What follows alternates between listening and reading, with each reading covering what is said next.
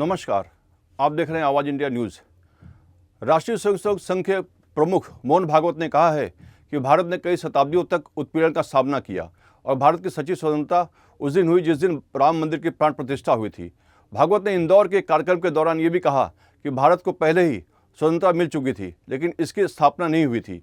RSS प्रमुख ने कहा कि राम मंदिर की प्राण प्रतिष्ठा के दिन को प्रतिष्ठा द्वादशी के रूप में मनाया जाना चाहिए। आइए सुनते हैं पहले कि मोहन भागवत ने क्या कुछ कहा है। प्रतिष्ठा द्वादशी, पौष शुक्ल द्वादशी का नया नामकरण हुआ।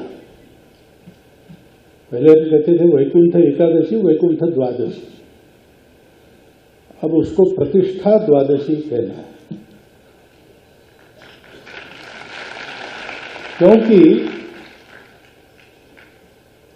अनेक शतकों से परचक्र झेलने वाले भारत के सच्चे स्वतंत्रता की प्रतिष्ठा उस दिन हो गई। स्वतंत्रता थी, प्रतिष्ठित नहीं थी, क्योंकि भारत स्वतंत्र हुआ 15 अगस्त को, तो राजनीतिक स्वतंत्रता हमको मिल गई। हमारा भाग्य निर्धारण करना हमारे हाथ में आ गया। मोहन भागवत के इस बयान पर शिवसेना उद्धव दल के नेता और सांसद संजय राउत ने बयान देते हुए कहा है कि आरएसएस के सरसंचालक सम्मानीय व्यक्तित्व हैं, लेकिन वो संविधान के निर्माता नहीं हैं। वह देश का कानून नहीं बनाएंगे, ना ही बदलने देंगे। प्राण प्रतिष्ठा रामलला की है, देश के लिए प्रतिष्ठा की बात रही है और मंदिर बनाने में सभी का साथ रहा है, सभी का बलिदान रहा है। और आपने कहा है कि देश स्वतंत्र हो गया, यह गलत बात है।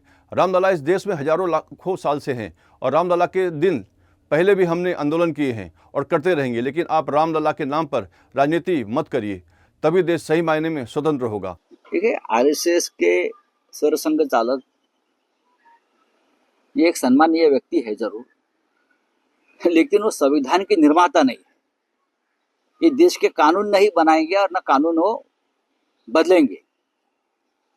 प्राण प्रतिष्ठा रामलला की ये देश के लिए गर्व की बात रही और मंदिर बनाने में सभी का साथ रहा, सभी का बलिदान रहा।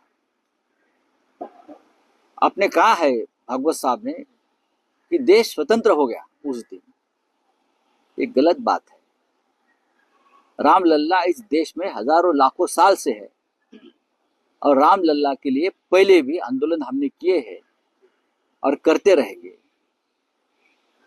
लेकिन आप रामलला के नाम पर राजनीति मत करिए, तभी देश सच मायने में स्वतंत्र होगा।